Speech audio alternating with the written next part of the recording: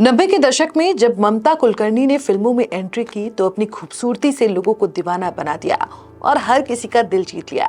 हालांकि उनका हमेशा से ही विवादों से गहरा नाता रहा है, कभी बोल्ड फोटोशूट तो कभी अंडरवर्ल्ड से कनेक्शन। तो वहीं सब कुछ छोड़कर जब वो आध्यात्मिकता में आगे बढ़ी तब भी विवादों ने उनका पीछा नहीं छोड़ा। दरअसल महाकुंभ 2025 के दौरान किन्नर अखाड़े ने ममता कुलकर्णी को महामंडलेश्वर की उपाधि दी थी, लेकिन उनका कार्यकाल केवल 7 दिनों तक ही चला। कई हिंदू संतों के विरोध के बाद उन्हें उनके पद से हटा दिया गया। इसके बाद उन्होंने एक इंटरव्यू दिया जिसमें उन्होंने उन सभी सवालों का जवाब दिया जिसको लेकर वो विवादों में रही हैं। और इसी इंटरव्यू में ममता कुलकर्णी ने अपनी साध्वी बनने के रास्ते पर भी चर्चा की और खुलासा किया कि उन्होंने पिछले 23 वर्षों से कोई अडल्ट फिल्म नहीं देखी है। एक्ट्रेस ने नवरात्रि के दौरान 2 पैक पीने के बारे में भी किस्सा शेयर किया। जब ममता कुलकर्णी से रात में 2 पैक पीने के साथ साथ नवरात्रि में व्रत रखने के बारे में पूछा गया तो उन्होंने कहा कि जब मैं बॉलीवुड में थी तो 1997 में मेरे गुरु मेरे जीवन में आए।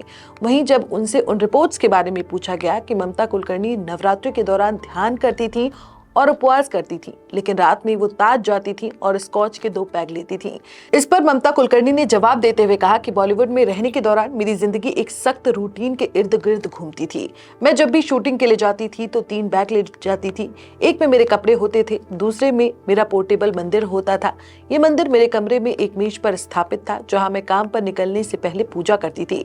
इस अनुष्ठान को पूरा करने के बाद ही मैं अपने शूटिंग शेड्यूल पर निकलती थी।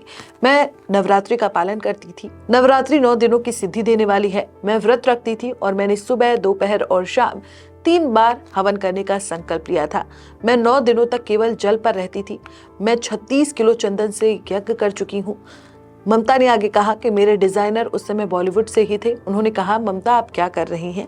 अब बहुत गंभीर हो गई हैं। उठो, 9 दिन बहुत हो गए, चलो अब चलते हैं। फिर हम ताज गए। 1-2 नवरात्र तो ऐसे ही निकल गए। मैं स्कॉच पीती थी लेकिन सिर्फ 2 पैक। उसके बाद मुझे वॉशरूम जाना पड़ता था। ऐसा लगता था कि मानो सारी शराब तुरंत मेरे सिर पर चढ़ गई है। 9 दिनों की तपस्या ऐसी थी कि वो शराब एकदम जलन देने लगी। मैं 40 मिनट तक वॉशरूम में बैठी रही।